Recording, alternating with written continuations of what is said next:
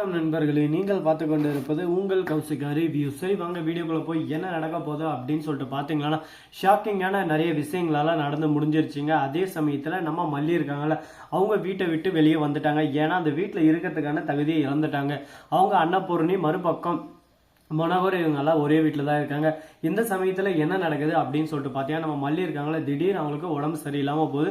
திடீர்னு வாமிட் எடுக்கிறாங்க, மயக்கம் வர மாதிரி இருக்குன்னு சொல்கிறாங்க. என்னடா இது குழப்பமா இருக்கா அப்படின்னு சொல்லிட்டு நம்ம அன்னபூர்ணி ஹாஸ்பிட்டலுக்கு அழைச்சிட்டு போகிறாங்க. ஹாஸ்பிட்டலில் போய் செக் பண்ணி பார்த்தா நம்ம மல்லி ப்ரெக்னெண்ட்டாக இருக்காங்க. இந்த விஷயத்தை விஜய் கிட்ட சொல்லலாமான்னு சொல்லிட்டு அன்னபூர்ணி ஃபோன் எடுக்கிறாங்க. அவர்கிட்ட சொல்லாதீங்க, அவர் இப்போதான் சந்தோஷமா இருக்காரு, அவர் வாழ்க்கை அவர் பார்த்துக்கிட்டோம்.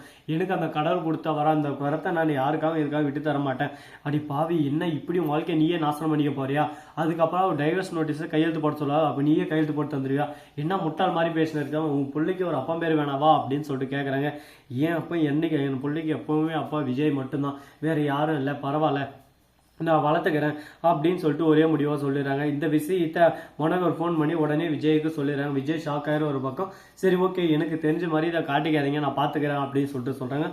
ஒரு பக்கம் விஜய்க்கு தெரியாமல் டைவர்ஸ் நோட்டீஸ் நம்ம கதிரியசன் மல்லிக்கு அனுப்பிச்சு வைக்கிறாரு. மல்லி இதை பார்த்துட்டு ஷாக் ஆகிறாங்க. ஒரு பக்கம் விஜய் கிட்ட இதை பற்றி பேசலாமா மாணவன்னு சொல்லிட்டு யோசிக்காம அதை கையெழுத்து போட்டு அனுப்பிச்சிடுறாங்க.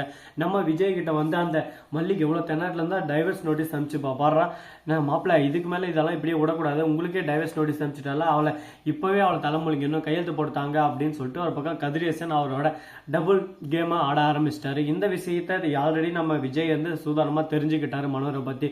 அதனால சரி ஓகே, மனோர் சொன்னதை வச்சு இதில் வந்து கையெழுத்து போடலை, நான் மல்லிகிட்ட ஃபஸ்ட்டு பேசுகிறேன் அப்படின்னு சொல்லிட்டு டேரெக்டாக மல்லிகிட்ட போய் பேசுகிறேன். மல்லி தோபார், நீ எப்படி இருந்தாலும் நீ கையெழுத்து போட்டு தந்துக்க மாட்டேன்னு எனக்கு நல்லாவே தெரியும். அதே மாதிரி நான் தந்துக்க மாட்டேன்னு சொல்லிட்டு நீ நம்பறியா இல்லையோ எனக்கு தெரியாது. ஆனால் அந்த கையெழுத்தை நான் போட்டு தரல, உன்னை என்னைக்கு நான் விட்டு தரவும் மாட்டேன். உன் வயிற்றுல வர குழந்தைக்கு நான் தான் அப்பா அப்படின்னு சொல்லிட்டு ஒரே வாரத்தில் முடிச்சிடறாங்க. மல்லியும் விஜயம் கட்டி பிடிச்சிடறாங்க. இதை பார்க்கும்போது சந்தோஷமாக இருக்குது. மறுபக்கம் நம்ம ரேணுகாவுக்கு சுயநினைவு கொஞ்சம் கொஞ்சமாக திரும்ப ஆரம்பிக்குது. ஒரு விஷயத்தையும் ஞாபகம் வச்சு நம்ம விஜய் கிட்ட பேச ஆரம்பிக்கிறாங்க. இது ஒரு பக்கம் குழப்பம்தான். அதே சமயத்தில் விஜய்க்கும் மல்லிக்கும் கல்யாணம் நடந்த விஷயமும் தெரிய வருது. ஏன்னா கொஞ்ச நாள் கூட தான் இருந்தாங்க, அது எல்லாமே நினைவு வருது. மல்லி எங்கே போயிட்டா, மல்லி எதுக்காக அனுப்புனீங்க அப்படின்னு சொல்லிட்டு கேட்குறாங்க. நான் இல்லைன்னு சொல்லிட்டு வெண்பாவுக்கு ஒரு அம்மாவாக இருந்தா, அவளும் இருக்கட்டும், அவளை இந்த வீட்டை விட்டு அனுப்பாதீங்க, வர சொல்லுங்க அப்படின்னு சொல்லிட்டு சொல்கிறேன். இதை கேட்ட நம்ம கதிரேசனுக்கு தூக்கி வாரி போட்டுறது. என்னம்மா நினைவு வந்தது வராதமா இந்த மாதிரி பேசுகிறேன் அப்படின்னு சொல்லிட்டு கேட்க, உடனே எப்பா நான் அந்த இடத்துல இருந்து நான் யோசிக்கிறேன். அதே அந்த இடத்துல நான் இருந்திருந்தா கண்டிப்பாக இதுக்கு நான் ஒத்துந்துக்க மாட்டேன். எவ்வளோ பிறந்த குழந்தைய நான் ஏன் வளர்க்கணும் அப்படின்னு சொல்லிட்டு நான் கோவப்பட்டு இருப்பேன் கண்டிப்பாக. ஆனால் அந்த மாதிரி எந்த ஒரு கோவம் இல்லாமல் தான் குழந்தை எப்படி வளரணும்னு சொல்லிட்டு ஆசைப்பட்டாலோ அது போல் எல்லா குழந்தையும் வளர்த்து ஆளாக்கணும். அந்த மாதிரி ஒரு நல்ல உள்ளம் எங்கே போனாலும் கிடைக்காது. அதனால் சொன்னால் புரிஞ்சுக்கோங்க, தெரிஞ்சுக்கோங்க. இவளை விட்டால் திரும்ப கிடைக்காது இந்த மாதிரி ஒரு பொண்ணு. அதனால் விஜய்க்கு கரெக்டாக இருப்பாங்க. நானும் இருக்கேன், அவளும் இருக்கேன். ஏன்னா அவளுக்கு ஆல்ரெடி கல்யாணம் ஆயிடுச்சு விஜய் கூட. விஜய் விட்டு ஒதுக்கவும் முடியாது அப்படின்னு சொல்லிட்டு சொல்கிறாங்க. இதை கேட்டதும் இதுக்கு பதிலே சொல்ல முடியல. ஒரு பக்கம் கசப்பாகவும் இருக்குது, ஒரு பக்கம் இனிப்பாகவும் இருக்குது. ரெண்டுத்தையும் ஏற்றுக்க தான் ஆகணும். வாழ்க்கைன்னா கசப்பும் வரும், இனிப்பும் வரும். ரெண்டுத்தையும் ஏற்றுக்கிட்டு நாம் அதில் அட்ஜஸ்ட் பண்ணி நம்ம போய் ஆகணும். அதுதான் வாழ்க்கையில் ஒரு முறையாக இருக்கும். அதை விட்டுட்டு ஐயோ இப்படி பண்ணலாமா, ஐயோ அப்படியே பண்ணலாமா அப்படின்னு சொல்லிட்டு நம்ம யோசனை இருக்கிறதுனால எல்லாமே ஒரு பக்கம் யோசனையாக தாங்க போவோம். வாழ்க்கையில் சிந்திச்சு செயல்பட்டால் வெற்றி நிச்சயம் அப்படின்னு சொல்லிட்டு சொல்லுவாங்க. கண்டிப்பாக அந்த சிந்திச்சு செயல்படுறது எப்படி பண்ணணும், எந்த விதத்தில் பண்ணணும், யார் யார் பண்ணலாம் அப்படின்னு சொல்லிட்டு நிறைய விஷயங்களெல்லாம் இருக்குங்க. சரி முடிஞ்சது முடிஞ்சு போச்சு, இதுக்கப்புறம் இதை பற்றி நம்ம பேச வேணாம். இதுக்கப்புறம் என்ன நடக்க போகுது, ஏது நடக்க போகுது அப்படின்ற விஷயத்தை தான் நம்ம யோசிச்சாகணும் கண்டிப்பாக. சரி போனதெல்லாம் போயிடுச்சு, இதுக்கப்புறம் புதுசாக இன்ட்ரெஸ்டிங்கான ஒரு விஷயம் நடக்க போகுதுங்க. அப்படி என்ன விஷயம் நடக்க போகுது, ஏது நடக்க போகுது அப்படின்ற விஷயத்தை தான் நாம் பார்த்து தெரிஞ்சுக்க போகிறோம். அதுக்கு முன்னாடி உங்களுக்கு இன்னொரு இன்ட்ரெஸ்டிங்கான விஷயம் சொல்ல போகிறேன்.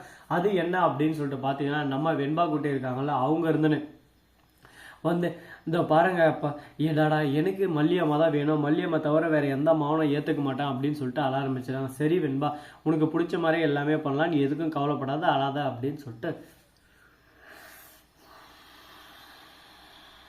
சமாதானம் படுத்த ஆரம்பிச்சிடறாங்க. இந்த சமாதானம் ஒர்க் அவுட்டில் முடியுமா, எதில் முடியும்னு சொல்லிட்டு சொல்ல முடியாதுங்க. ஏன்னா பிரச்சனை எப்படி வேணாலும் வரலாம், இந்த பக்கம் வரலாம், அந்த பக்கம் வரலாம், எந்த பக்கம் வேணாலும் வரலாம். அது எப்படி நாம் எடுத்துக்கிறோம் அதை பொறுத்து தான் எல்லாமே தீர்மானிக்கும்.